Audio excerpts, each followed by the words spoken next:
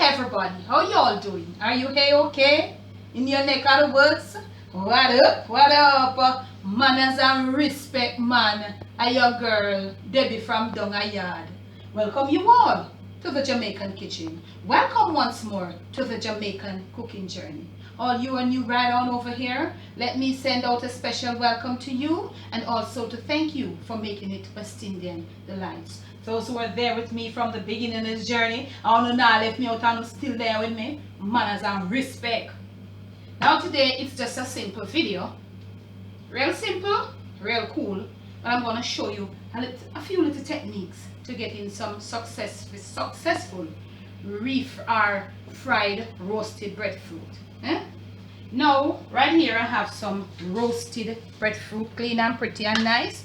The first thing I want to show you is how to slice your breadfruit. Let me show you. This is a red flag. When you're going to refry your breadfruit, you won't cut it as thick as this, you see, because we're not going to let all stuff like 2 before and 2 before and all of that. So we don't, in this size of breadfruit here, you could almost get like 3, but let us go for 2.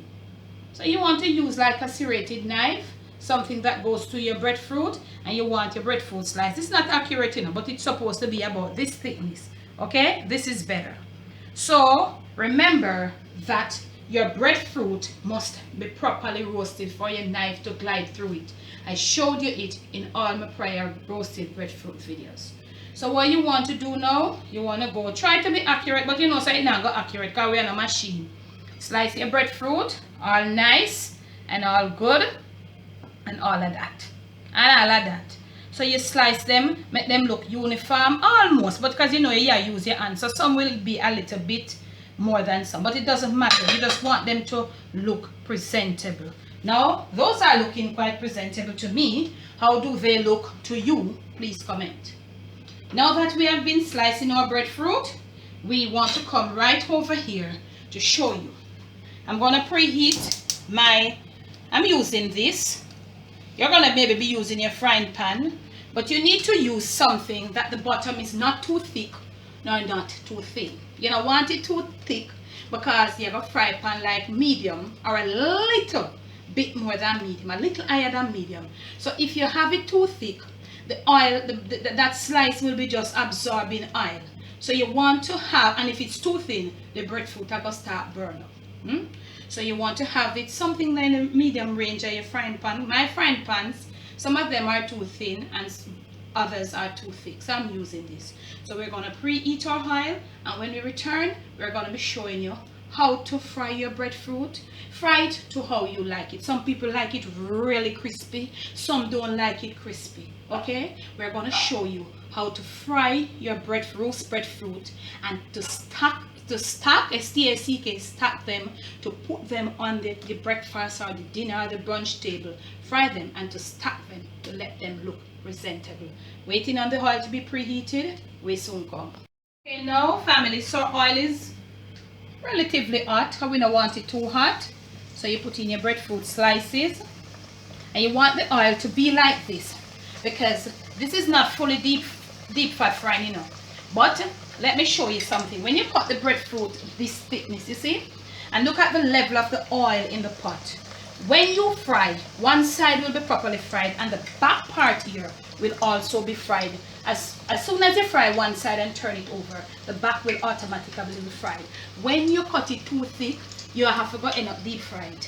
Okay? And yet you're going to absorb too much oil because it's either you're going to deep fry it or you're going to have to turn it on the back, cock it up to turn it on the back. And it's like sometimes it's uncomfortable.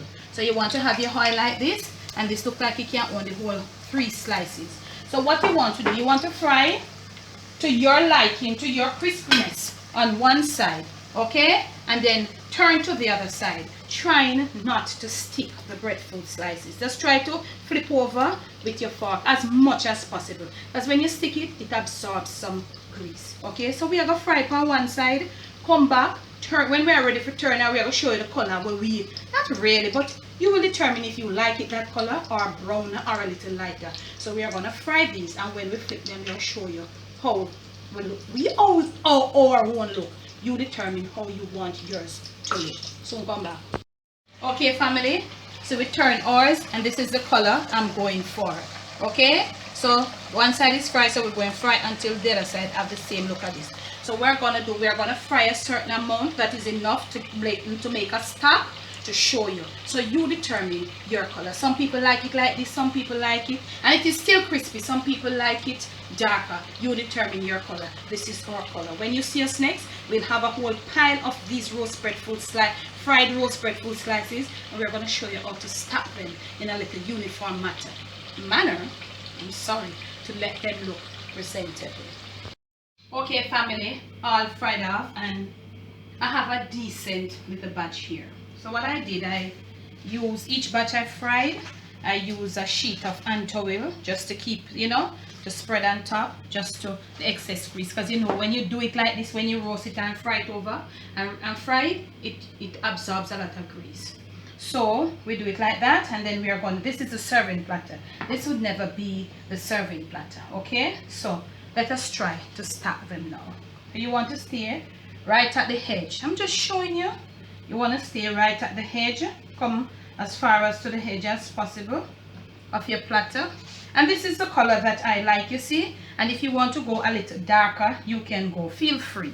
These are smaller ones, so we're going to leave them. We want to get like the larger ones on the outside right here. So as you go along, you put the larger ones. So you start to pack. Leave the smaller ones. I'm just sharing with you something. So you start to come along now, and you start to pack in between. We're just trying to show you how you can, sort of arrange them for your family table. Let them look presentable as you go along. So